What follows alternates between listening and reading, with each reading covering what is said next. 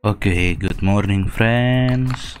Welcome back to my channel and welcome back to my subject Matematika kelas 6 ya. Okay, how are you? I hope you well all ya. In this moment ya. Ya, kita sudah memasuki bulan November. Sedikit lagi kalian sudah memasuki tahap akhir di quarter 2 ya, yaitu final test tinggal beberapa minggu lagi ya, 1, 2, 3 minggu lagi ya.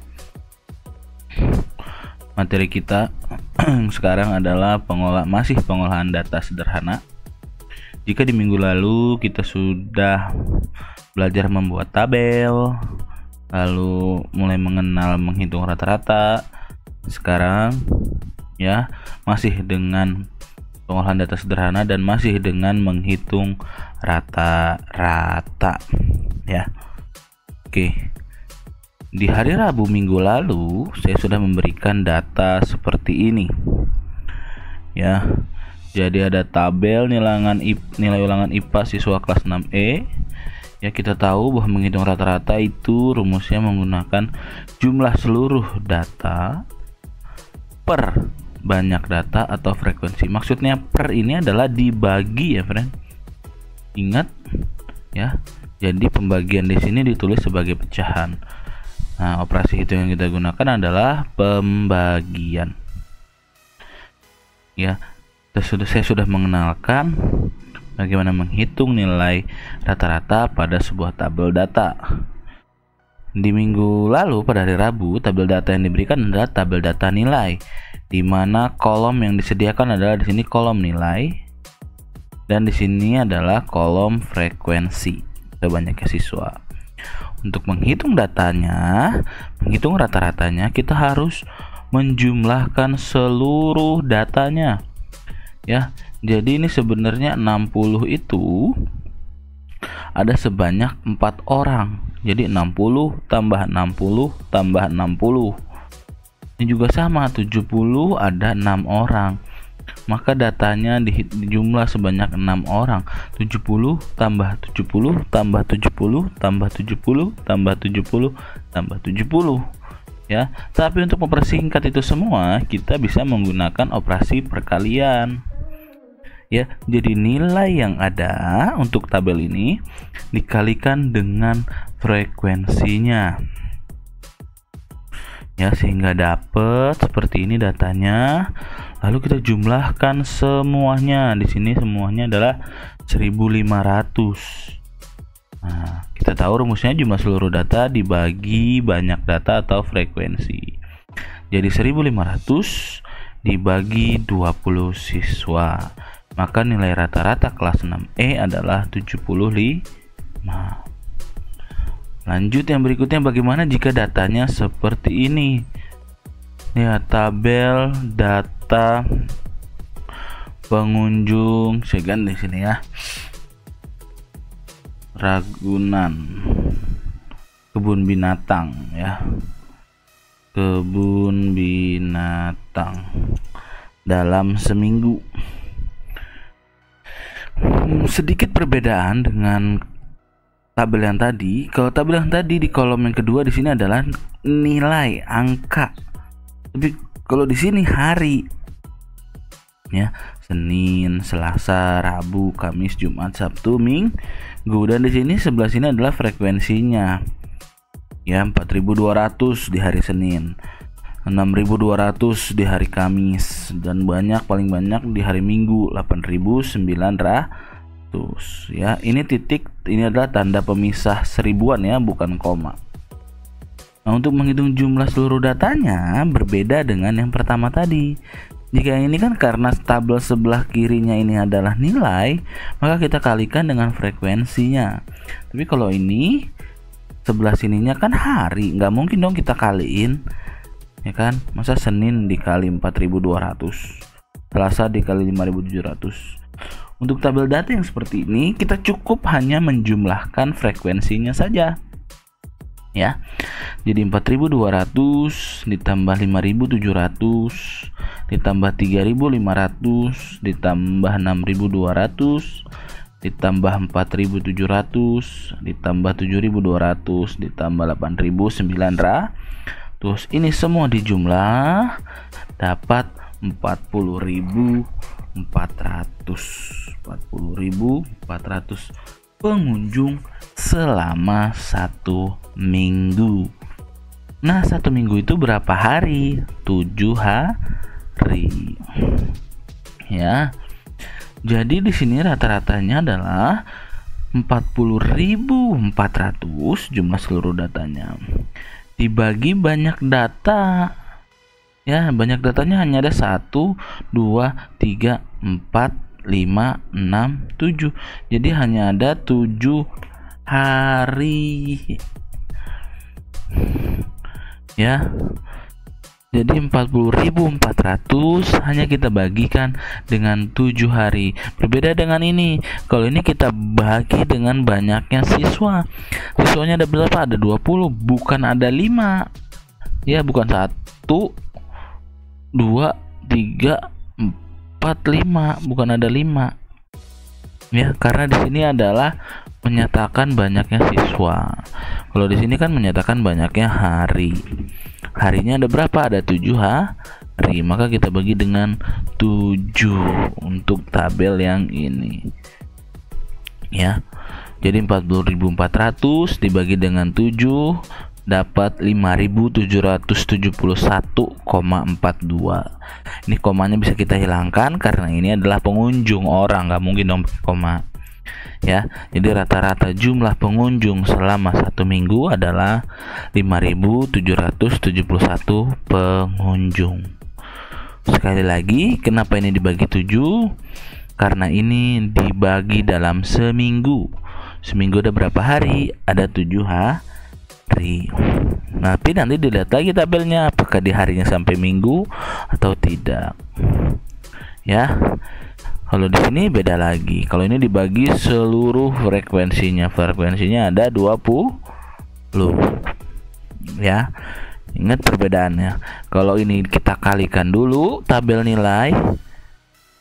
Kita kalikan dulu, kita jumlah, lalu kita bagi dengan 20 siswa. Tetapi kalau yang tabel kedua hanya langsung kita jumlahkan semuanya, lalu kita bagi 7 hari karena datanya ada 7 hari. Oke ya. Lanjut slide berikutnya.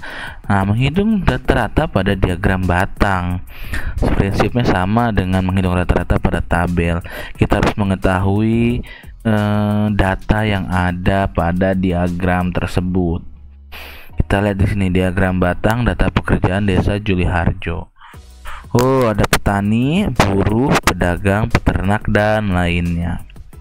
Kita lihat di sini petani ada berapa nih garisnya menunjukkan tabel di angka di atas 150 lalu naik 2 garis. Ini bisa saya besarkan ya. Nah. Oke. Nah, kita lihat dulu di bawahnya 0 di sini. Ini dari 0 ke 50. Nah, maka kalau dari 0 ke 50 ini kita lihat ada garis tipis dan ada garis tebal. Garis tebal di sini naik setiap 50, 100, 150, 200, 250 dan 300. Nah, untuk garis tipisnya berapa sekali naik? Nah, dari 0 ke 50 kalau kita terka-terka, kita lihat ada 1, 2, 3, 4, ada 4 garis sebelum garis tebal 50. Maka satu garis ini adalah 10, ya enggak? 0, 10, satu garis tipis ini 20, 30, 40, 50. Oh, benar. Maka satu garis tipis ini bernilai 10. Jadi untuk petani nilainya adalah 150. Ini udah lewat ya. Lewat 2 garis tipis, maka 150, 160, 170. Tulis di sini. Petani 170. Bagaimana dengan buruh? Buruh melewati garis 250 dan 2 garis tipis di atas 250, maka satunya itu 10, jadi 250, 260, 270. Jadi ini 270. Pedagang, oh pas di garis 200, maka ini 200. Peternak ada di atas garis 100, lalu 1, 2, 3 berarti 30, berarti 130 orang. Yang lainnya ini 50, di atas 50 ada 1, 2, 3 berarti 10, 20, 30, 50 ditambah 30 itu adalah 80. Oke.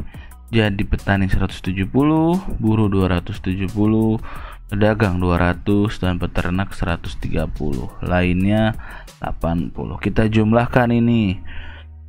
Ya, ini dapat 850. Maka bagaimana mencari rata-ratanya? Jumlah seluruh datanya, maka jumlah seluruh datanya adalah 850. Banyak datanya ada berapa? Kita lihat ada berapa pekerjaan yang terdata di sini di diagram batang ini, karena ini adalah data pekerjaan. Oh, ada 1, 2, 3, 4, 5. Ada 5 kategori pekerjaan di sini. Ya. Maka ini dibagi 5.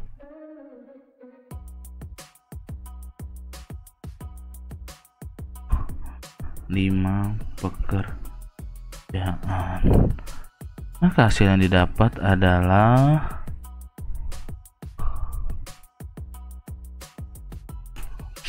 170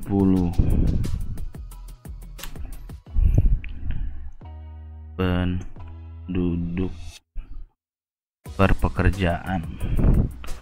Ya, oh ini salah ya, berarti ini 170 penduduk.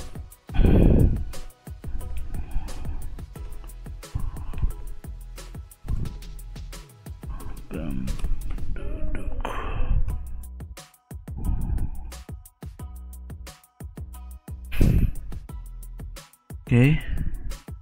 Ya, hanya tinggal kita jumlahkan, lalu kita bagi ada berapa datanya. Datanya ada 1, 2, 3, 4, 5. Ya, ada 5 pekerjaan. Jadi 170 penduduk. Oke. Ya. Selanjutnya adalah soal latihan yang harus kalian kerjakan. Oke. Di sini saya buat soal latihannya. Ya. Jadi kalian tinggal jawab pada Google Form yang tersedia. Oke. Jawab pada Google Form yang tersedia di Google Class.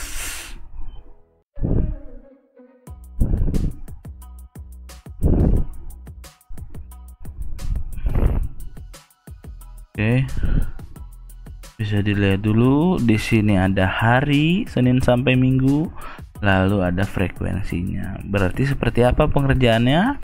Kita jumlahkan semua pengunjungnya, lalu terakhir nanti setelah kita dapat jumlah seluruh data, kita bagi dengan 7 hari.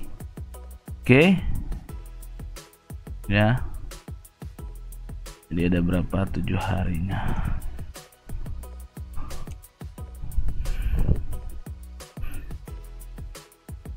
Di pause dulu, silahkan untuk menjawab latihan soal yang pertama. Lalu latihan soal kedua adalah di sini diagram batang data pekerjaan desa aman makmur. Ya,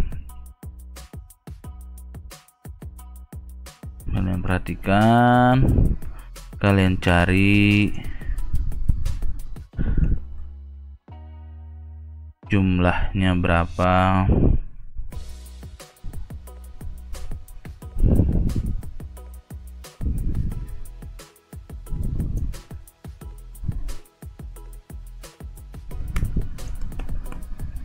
Oke. Ya. Sini tuker ya. Buruh ada berapa? Pegawai ada berapa? Petani ada berapa? Pedagang ada berapa? Dan yang lainnya ada berapa? Ya, ini tinggal dilihat dari diagram batangnya ada berapa banyak orang yang bekerja sebagai buruh, sebagai pegawai, sebagai petani. Nah, tulis di sini ya. Lalu nanti ketika kalian dapat jumlah suratnya dibagi 5 pekerjaan. Karena ada 5 jenis pekerjaan yang terdapat pada diagram batang berikut.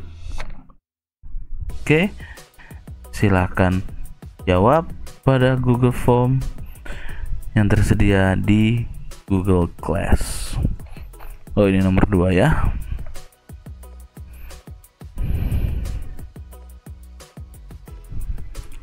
Oke, saya akan taruh juga soal file PowerPoint-nya di Google Form. So, thank you for today. Langsung dikerjakan latihan soalnya tanpa menunda-nunda. Terima kasih.